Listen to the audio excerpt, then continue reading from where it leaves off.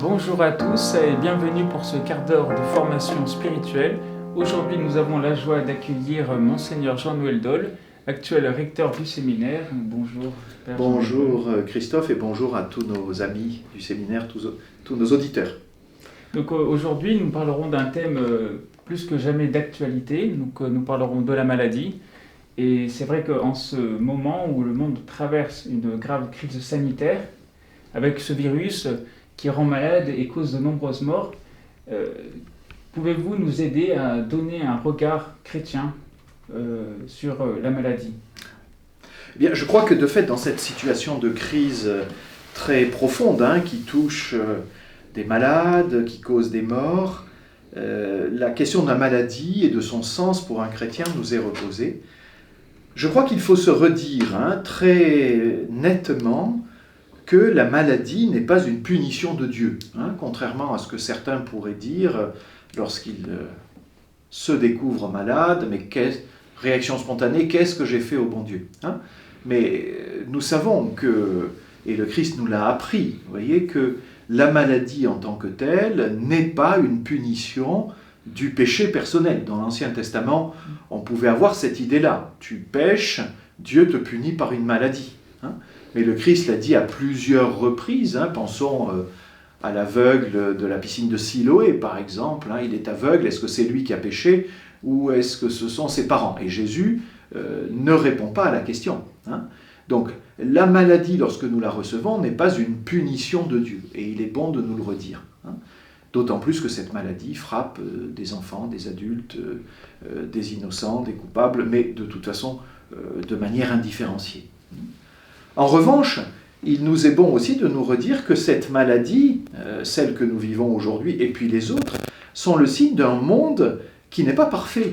Un monde que Dieu a voulu bon au début, mais un monde qui, par un jeu de force assez mystérieux, et en raison aussi du péché des hommes, ce monde comporte la marque de la finitude.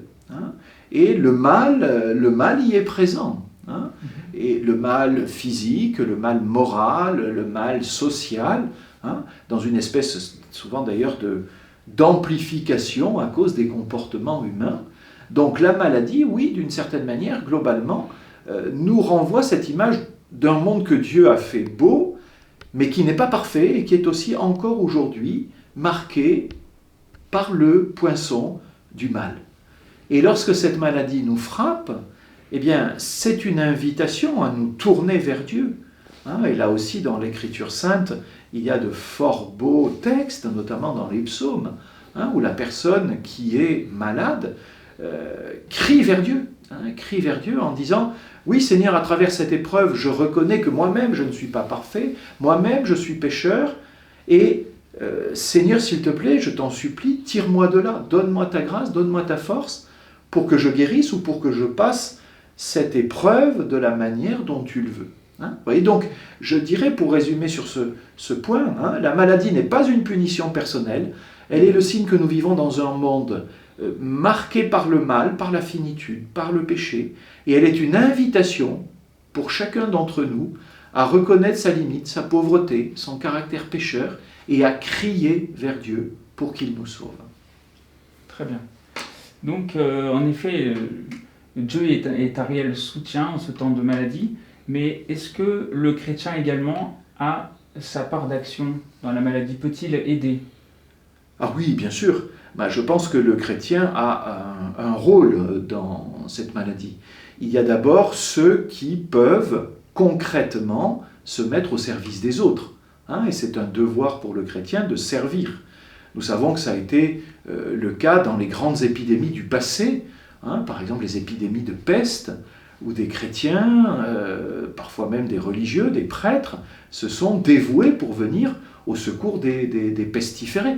Pensons par exemple au jeune Louis de Gonzague, un jeune jésuite qui, lorsque la peste a frappé à mort, allait secourir les pestiférés et a contracté la peste lui aussi et est mort de la peste. Oui. Le chrétien donc est appelé d'abord à des gestes de charité, de solidarité, dirait-on aujourd'hui, mais concrète par rapport aux malades. Voilà. Ça c'est un service, on pourrait dire, matériel. Et puis il y a aussi le service spirituel. Service spirituel, c'est-à-dire réconforter les malades. Vous voyez, ces malades qui sont parfois atteints dans leur foi, s'ils ont la foi, ou dans leur interrogation sur le sens de leur vie, le chrétien peut apporter un réconfort fraternel et le témoignage d'une foi qui veille et d'une espérance qui veille. Le chrétien est là pour témoigner que la vie humaine est un don de Dieu, merveilleux, et nous devons faire tout ce que nous pouvons pour la protéger, la développer, etc. Mais nous sommes faits aussi pour la vie éternelle. Et dans ces moments-là, voyez, le chrétien doit être un témoin de prière et d'espérance. J'ai été très fort frappé, comme vous sans doute aussi, par l'intervention du pape. La nuit, il pleut, cette place Saint-Pierre est déserte, alors que d'habitude il y a toujours des foules de monde. Et le pape est là, seul, au milieu, il prie, il commente l'évangile et il donne la bénédiction avec le Saint-Sacrement. Au milieu du désert, au milieu de la nuit, le pape prie et bénit. Eh bien, vous voyez, je crois que ça, c'est le rôle non seulement du pape, mais de tout chrétien. Vous voyez, au milieu de ce désert, puisqu'on est tous confinés, au milieu de ces grandes interrogations, le chrétien est celui qui prie, qui intercède pour les malades, pour les soignants, pour les incroyants. Et c'est celui qui bénit, c'est-à-dire qui appelle la bénédiction de Dieu sur ce monde qui souffre. Donc nous avons un rôle extraordinaire à jouer au niveau de l'aide matérielle et de l'aide spirituelle. D'accord. C'est très intéressant, mais une question me vient. Dans ce contexte de souffrance quand même, nous savons et nous croyons que Dieu est bon et qu'il n'est pas mal, qu'il ne peut pas vouloir le mal. Et quand bien même il le permet, c'est toujours en vue d'un bien majeur. Mais nous voyons dans l'actualité la souffrance, cette épidémie qui se répand. Quand même, quel bien Dieu va-t-il tirer de cette grave crise ? Alors, vous avez tout à fait raison de reprendre le principe. Dieu ne veut pas le mal, jamais, mais Dieu le permet. Et si Dieu permet le mal, et en l'occurrence cette terrible épidémie que nous traversons, c'est qu'il souhaite, c'est qu'il pense que nous pouvons en tirer un bien plus grand. Alors, il est peut-être encore trop tôt pour dire quel est ce bien que Dieu veut que nous tirions, parce qu'on est au beau milieu de la crise. On est en train de ramer pour essayer de la traverser. Donc le temps de la réflexion et de la relecture viendra sans doute après. Mais je pense quand même pouvoir indiquer quelques pistes déjà. Il me semble que pour les chrétiens, comme je le disais tout à l'heure, c'est un appel à la prière et à la bénédiction. Les chrétiens vivent un carême particulier. Vous voyez, le carême pour nous, c'est le temps de la retraite, c'est le temps un peu de la mise à l'écart, c'est le temps du désert, où on redécouvre les vertus du silence, de la solitude, de la prière. Et je pense qu'à travers cela, ça n'est pas pour rien que la quarantaine a commencé. La quarantaine, d'ailleurs, c'est le carême. Bon. La quarantaine prophylactique a commencé au moment du carême. Invitation pour les chrétiens à vivre peut-être plus profondément ce carême. Se désengager de l'action, de leurs activités, et vivre un temps de mise à l'écart, et d'approfondissement de leur vocation. Je reçois aussi des témoignages de chrétiens, mes anciens paroissiens, qui disent combien la messe leur manque. Ceux qui ont l'habitude d'aller à la messe le dimanche, voire même en semaine, et qui disent combien cette dimension de l'Église leur manque, combien la communion leur manque. Et je pense que ça aussi c'est un bien. À travers ça, le Seigneur les invite à creuser leur faim de l'Eucharistie, qu'ils aient de plus en plus faim de l'Eucharistie. Et que ça leur manque, c'est très bon signe. Et puisqu'ils ne peuvent pas se retrouver physiquement dans une église, dans la communauté chrétienne, découvrir plus profondément la communion des saints. C'est-à-dire les liens spirituels qui nous unissent au-delà de la présence physique. Donc ça, c'est des biens que les chrétiens peuvent tirer. Et vous me direz, et ceux qui ne sont pas chrétiens, ceux de l'extérieur. Et là aussi, je pense qu'il y a vraiment du bien à tirer. C'est-à-dire, premièrement, dans cette société que nous connaissons, cette société qui est très active, qui est très axée sur la réalisation de soi, sur la consommation, etc. Le Seigneur se sert peut-être de ça pour faire toucher du doigt la fragilité. de certaines choses. Est-ce que l'homme se réalise uniquement par son action professionnelle? Ben non, parce que là il ne travaille pas, ou il travaille peu, ou il travaille à distance. L'essentiel de sa vie est ailleurs. La consommation. Est-ce qu'on est heureux parce qu'on consomme? Là, on est renvoyé à l'essentiel. Il faut avoir de quoi manger chez soi tous les jours, le reste c'est secondaire. Donc je pense que le Seigneur nous invite à travers ça à revoir un certain nombre de valeurs. Et peut-être dire à ceux qui n'ont pas la foi, quel est le sens de ta vie? Est-ce qu'à travers ça, tu ne touches pas un peu du doigt la fragilité de ce sur quoi tu as construit jusqu'à présent? Est-ce que le Seigneur ne les appelle pas à construire un peu davantage sur les vraies valeurs, les valeurs de l'Évangile, les valeurs profondes, et finalement sur lui-même, qui est le roc? Notre vie ne bouge pas si elle est fondée sur le Seigneur.